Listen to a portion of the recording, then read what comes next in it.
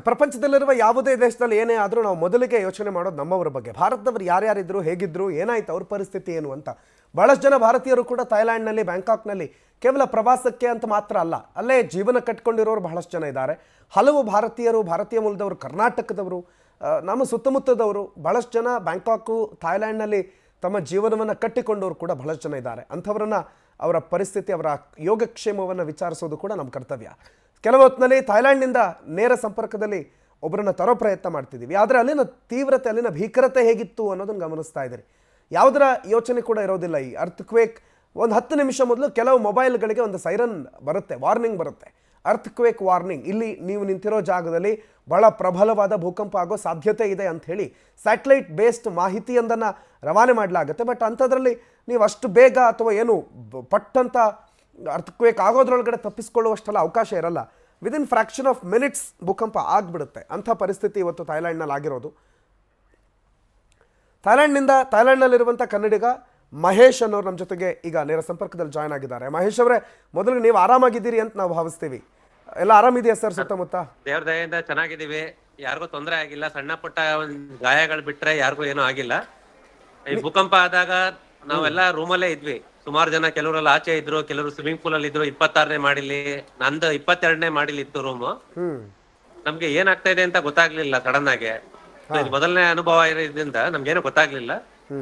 But ನಾವೆಲ್ಲ immediate ಆಗಿ ಅವರು ಹತ್ಬೇಕಂತ ಹೇಳಿದ ತಕ್ಷಣ ಓಡ್ ಬಂದಿ ನಾವೆಲ್ಲ ವೆಕೇಟ್ ಮಾಡಿ, ಎಲ್ಲ ಹೋಟೆಲ್ ನೆಲ್ಲ ವೆಕೇಟ್ ಮಾಡಿ, ಈಗ ಎದುರುಗಡೆ ಇನ್ನೊಂದು ಹೋಟೆಲ್ ಇತ್ತು ಅವಾಂತರ ಅಂತ, ಆ ಹೋಟೆಲ್ ಅಲ್ಲಿ ನಾವು ಸದ್ಯಕ್ಕೆ ತಾತ್ಕಾಲಿಕವಾಗಿ ಎಲ್ಲರೂ ಇಲ್ಲೇ ಇದೀವಿ. ಎಷ್ಟು ಜನ ಇದ್ದೀರಿ ನೀವು?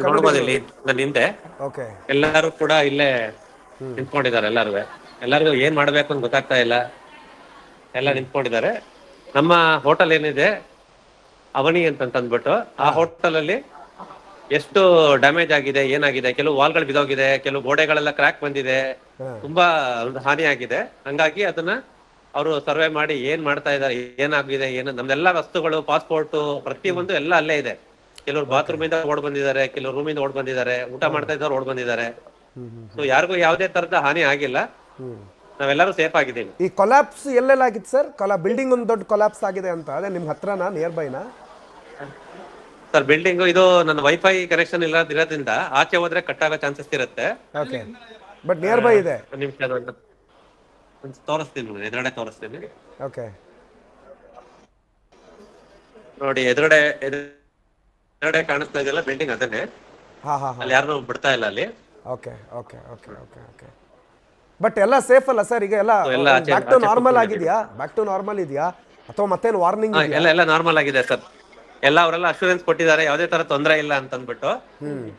ಹಂಗಾಗಿ ಎಲ್ಲರೂ ಧೈರ್ಯವಾಗಿದ್ದೀವಿ, ಯಾವುದೇ ತರ ತೊಂದರೆ ಆಗಿಲ್ಲ, ಎಲ್ಲ ಆರಾಮಾಗಿದ್ದಾರೆ. ಕ್ಯಾಶುಯಾಲಿಟೀಸ್ ಗಳ ಬಗ್ಗೆ ಏನಾದ್ರು ಮಾಹಿತಿ ಇದೆಯಾ? ಏನಾದ್ರು ಲೆಕ್ಕ? ಸರ್, ಇಲ್ಲಿ ನಮ್ಮ ಹೋಟ್ಲಲ್ಲಿ ಯಾವುದೇ ತರ ಆಗಿಲ್ಲ. ಕೆಲವು ಬಿಲ್ಡಿಂಗ್ ಗಳು ಬಿದ್ದಿದೆ, ಕೆಲವರು ಸಾವು ನೋವುಗಳು ಆಗಿದೆ ಅಂತ ಹೇಳ್ತಾ ಇದ್ದಾರೆ ಕೆಲವು. ಅದ್ರ ಬಗ್ಗೆ ಸರಿಯಾದ ಮಾಹಿತಿ ಇಲ್ಲ ಸರ್ ನನ್ನ ಹತ್ರ. ಓಕೆ, ಈ ವಾರ್ನಿಂಗ್ ಅಂತ ಏನ್ ಬಂದಿಲ್ವಾ? ಈಗ ಒಂದು 10 ನಿಮಿಷ ಮೊದಲು ಸರ್ ವಾರ್ನಿಂಗ್ ಅಂತ ಯಾವ್ದು ಗೊತ್ತೇ ಇರಲಿಲ್ಲ. ವಾರ್ನಿಂಗ್ ಅನ್ನೋದು ಏನೂ ಇಲ್ಲ. ಎಲ್ಲ ರೆಗ್ಯುಲರ್ ನಾರ್ಮಲ್ ಡೇ, ನಾರ್ಮಲ್ ಆಗಿ ಇದ್ದಕ್ಕಿದ್ದಂಗೆ ಈ ತರ ಆಗಿರೋದು. ಹಂಗಾಗಿ ಯಾವುದೇ ತರ ವಾರ್ನಿಂಗ್ ಆಗ್ಲಿ ಯಾರಿಗೂ ಗೊತ್ತಿರಲಿಲ್ಲ ಇದು. ನೀವು ಯಾರ್ಯಾರು ಇರೋದು ಕನ್ನಡಿಗರು? ಎಷ್ಟು ಜನ ಇದ್ದೀರಿ ನೀವು? ನಿಮ್ಮ ಕುಟುಂಬ ಎಲ್ಲ ಒಟ್ಟಿಗೆ ಇದ್ದೀರಾ?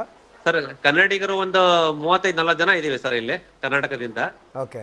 ಸೊ ಇಂಡಿಯಾದಿಂದ ಆಲ್ಮೋಸ್ಟ್ ಒಂದು 300 ಜನ 400 ಜನ ಇದ್ದಾರೆ ಸರ್ ಇಲ್ಲಿ. ಓಕೆ, ನೀವು ಅಲ್ಲಿ ವರ್ಕ್ ಮಾಡ್ತಾ ಇದ್ದೀರಾ ಅಥವಾ ನೀವು ಈಗ ಸದ್ಯಕ್ಕೆ ಪ್ರವಾಸಕ್ಕೆ? ಹೌದು ಸರ್, ನಾವು ಒಂದು ಮೀಟಿಂಗ್ಗೋಸ್ಕರ ಬಂದಿದ್ವಿ ನಾವಿಲ್ಲಿ. ಓಕೆ, ಹಾಗಾಗಿ ಇವತ್ತು ಸಂಜೆ ಮೀಟಿಂಗ್ ಇತ್ತು, ಬಟ್ ಈ ತರ ಆಗಿರೋದ್ರಿಂದ ಮೀಟಿಂಗ್ ಎಲ್ಲ ಕ್ಯಾನ್ಸಲ್ ಮಾಡಿದ್ದಾರೆ. ಎಮರ್ಜೆನ್ಸಿ ಅಲ್ಲೇ ಹೋಟ್ಲಲ್ಲೇ ಇದೆ. ಎಮರ್ಜೆನ್ಸಿ ಅನೌನ್ಸ್ ಮಾಡಿದ್ದಾರೆ ಅಂತ ಒಂದು ಸುದ್ದಿ ಇತ್ತಪ್ಪ. ಅದೇ ಎಮರ್ಜೆನ್ಸಿ ಅನೌನ್ಸ್ ಆಗಿದೆ ಅಂತ ವಿಷಯ ಬಂದಿದೆ. ಏರ್ಪೋರ್ಟ್ ಕ್ಲೋಸ್ ಮಾಡಿದ್ದಾರೆ, ಎಲ್ಲಾ ತರದ ಟ್ರಾನ್ಸ್ಪೋರ್ಟೇಷನ್ ಎಲ್ಲ ಕ್ಲೋಸ್ ಆಗಿದೆ.